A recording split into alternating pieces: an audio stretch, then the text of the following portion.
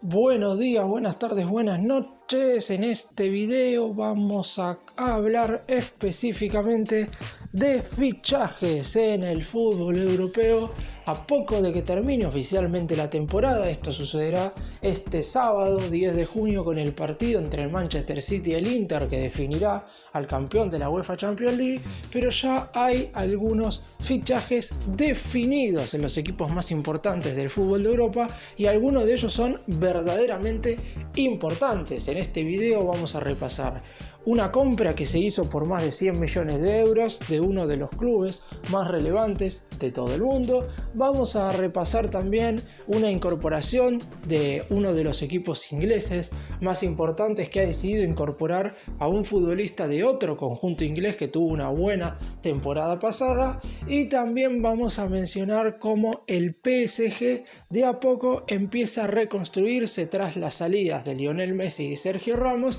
de cara a la siguiente temporada, con el objetivo claro y conciso de levantar por fin su primera UEFA Champions League. ¡Empecemos! Y vamos a comenzar obviamente con la gran noticia que transcurrió el día de ayer en España y Alemania, que tiene que ver con que Jude Bellingham sería ya nuevo jugador del Real Madrid y tardarán muy poco en presentarlo. El mediocampista inglés ha cerrado finalmente su fichaje con el club español y solamente faltan algunos mínimos detalles y algunas horas para que esto se haga oficial. El Borussia Dortmund terminó transfiriendo al futbolista al conjunto de la capital española en el valor que tenían pensado en un momento. Son 103 millones de euros por la totalidad del pase y en variables el valor del fichaje podría llegar a aumentar a 130 millones de la moneda europea. Con esto el Real Madrid empieza de a poco a renovar el mediocampo que necesitaba una renovación, no sé si total, porque recordemos que ya hace 2 años había comprado a Eduardo Camavinga y hace una temporada trajo a Aurelien Tchouaméni, por lo que quizás no tiene que incorporar más mediocampistas en este receso. Con Bellingham podría terminar de cerrar una mitad de la cancha muy joven como para tener un enorme futuro por delante, porque en definitiva seguían jugando básicamente los partidos más importantes Luka Modric y Toni Kroos, que no es que hayan tenido una pésima temporada, pero obviamente a la hora de afrontar los partidos más importantes, como lo fue el 0-4 que sufrió el equipo merengue contra el Manchester City en el Etihad Stadium por las semifinales de la UEFA Champions League, está claro que necesitaban un cambio de aire importante en ese sector. Y de Jude Bellingham se venía hablando hace bastante tiempo. Lo único que faltaba saber era si el Real Madrid estaba dispuesto a poner los 100 millones de euros que pretendía el Borussia Dortmund para desprenderse del futbolista. Finalmente esto no fue tan complicado, porque desde la dirigencia comandada por Florentino Pérez entendieron que ese era un sector del terreno de juego que debían reforzar sí o sí. Seguramente traer un volante interno y un centrodelantero, que es lo próximo que irán a buscar, son los dos principales puestos a reforzar por parte del equipo español en este periodo de fichajes, aunque no van a ser los únicos dos lugares que vaya a reforzar el Real Madrid en este periodo de transferencias. La realidad es que hubo muchas salidas, el recambio es importante, se fue Benzema, se fue Hazard, se fue Mariano Díaz, se fue Marco Asensio, se puede llegar a ir Nacho Fernández, se puede llegar a ir Luka Modric. La realidad es que el éxodo de jugadores del equipo español en este receso en cuestión puede ser muy pero muy importante, por lo que 1 o 2 fichajes fuertes no van a alcanzar. El Real Madrid va a tener que incorporar duro en este mercado de transferencias, va a tener que gastar muchísimo dinero si es que quiere tener a esos futbolistas de jerarquía que lo ayuden a recuperarse tanto a nivel nacional, porque recordemos que la Liga se la terminó llevando el Barcelona con amplia diferencia, como también a nivel internacional, porque en la Champions League, si bien es cierto que se metieron en semifinales, quedaron entre los 4 mejores de Europa, la realidad es que la diferencia entre el Manchester City y el equipo español en las semifinales fue verdaderamente muy importante, y Bellingham, siendo uno de los jugadores no solamente de mejor actualidad en todo el planeta, sino con mayor futuro de todo el mundo, va a ayudar a que esa diferencia sea mucho menor en la siguiente temporada. Y nos vamos para Inglaterra para hablar de la compra por parte del Liverpool de Alexis Mac Allister, futbolista argentino, campeón del mundo en la pasada Copa de Qatar. Ya se sabía con bastante anterioridad que el argentino iba a salir del Brighton. De hecho, en el mercado de pases de enero hubo muchas negociaciones en concreto para que el jugador termine yéndose a un equipo un tanto más importante, pero el Brighton no se bajaba de los 70 millones de euros que pretendía por el mediocampista en cuestión, y por eso mismo fue prácticamente imposible que se diera la transferencia. Ahora el conjunto inglés, que tuvo la mejor temporada de toda su historia y logró meterse por primera vez en UEFA Europa League, estuvo dispuesto a bajar un poco sus pretensiones y venderá al argentino, al equipo dirigido por Jürgen Klopp, en alrededor de 60 millones de euros. Es cierto que el número no bajó demasiado, pero en definitiva el Liverpool está dispuesto a hacer esa inversión porque necesita un mediocampista joven, como es el caso de Mac Allister, que tiene tan solo 23 años, que pueda darle mucho en cuanto a lo deportivo de cara al futuro y que además ayude a los Reds a volver al ámbito internacional y nacional más importante. Hay que tener en cuenta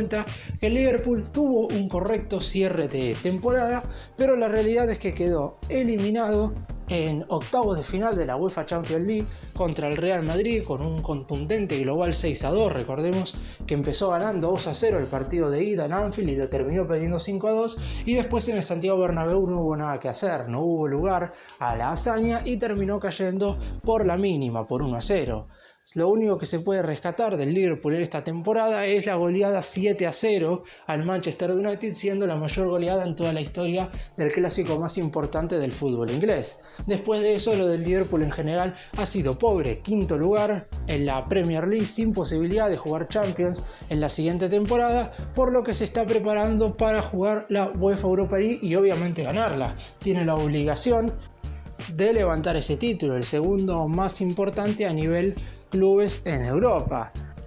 Después, en cuanto al jugador, más allá de lo que respecta a la posición en la Premier, no se ha movido mucho. Como dije, el Liverpool salió quinto, el Brighton salió sexto, es decir, va un equipo que terminó un poco mejor y que en definitiva también estaría jugando a la misma competición, la UEFA Europa League, porque el Brighton clasificó a esa y el Liverpool también. Pero para Mac Allister, la realidad es que pasar a un conjunto de tanta historia y trayectoria como lo es el equipo dirigido por Jürgen Klopp es algo que venía buscando desde hace tiempo. Quizás lo que valoró el Brighton en este momento es que por allá en enero, cuando el jugador tenía muchas chances de salir luego de haber levantado el Mundial en Qatar, en ningún momento hizo la presión ni ejerció fuerza para irse en ese momento. Es decir, cada vez que tuvo que presentarse a los entrenamientos lo hizo, cada vez que tuvo que jugar los partidos lo hizo sin ningún tipo de inconveniente, cuando estuvo en algunos compromisos sentado en el banco de suplentes lo hizo sin poner mala cara, y por eso en este momento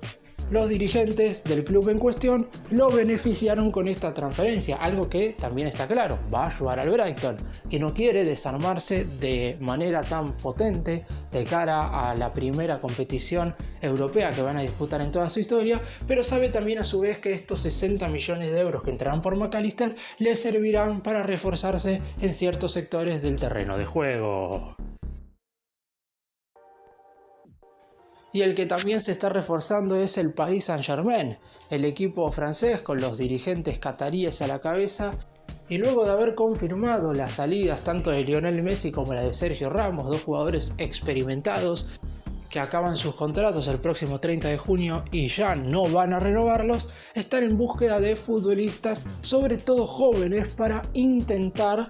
que el equipo salga adelante después de lo que fue la pésima temporada en general del Paris Saint-Germain, porque más allá de la coronación con la Ligue 1, octavos de final afuera en Champions League contra el Bayern Múnich, eliminado de manera muy prematura en la Copa de Francia contra el Olympique de Marsella, y en lo que respecta a la Liga Francesa es una competición que deberían ganar con mucha diferencia por la calidad de plantilla y el valor de la misma que tiene el PSG en relación a los otros conjuntos de Francia, y terminó únicamente sacándole un punto al segundo, que es el Lens. Sin embargo, y a pesar de todo esto, el PSG jugará la Champions la próxima temporada y debe armarse de la mejor manera. El futbolista que ven en pantalla no es el primer refuerzo del elenco de París, porque recordemos que con anterioridad ya habían anunciado a Marco Asensio, jugador que quedó libre del Real Madrid y que es nuevo futbolista del PSG. Pero quien está en pantalla es Manuel Ugarte, uruguayo del Sporting de Lisboa, que llega al elenco de Francia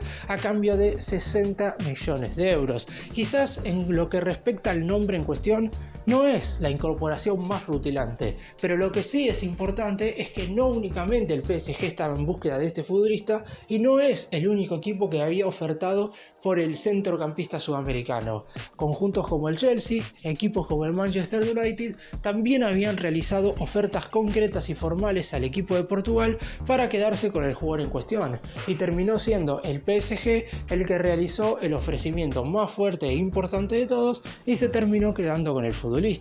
Es un jugador que de cara al futuro seguramente sea de los más pretendidos en el fútbol de Europa, y el mediocampo del Paris Saint-Germain siempre ha estado en un cuestionamiento importante, porque se habló que en la delantera claramente el equipo siempre estuvo a la altura de las circunstancias, con Messi, Mbappé y Neymar la calidad de jugadores no faltaban. En la zona defensiva aún con ciertos futbolistas que a lo mejor no tenían el mejor nivel, estamos hablando de que ahí sí juegan Hakimi, de que estuvo Sergio Ramos, de que estuvo Marquinhos y también otros jugadores importantes, pero en la mitad de la cancha, desde que se lesionó Marco Verratti, no hubo jugadores que pudieran imponerse por sobre otros, y el mediocampo en general del PSG nunca estuvo entre los mejores de todo el planeta. Por eso mismo esperan incorporar exactamente 3 mediocampistas que sean titulares en este receso, y comenzaron con el uruguayo Manuel Ugarte. Habrá que ver en definitiva además quién es el próximo director técnico del Paris Saint-Germain. Se habla mucho de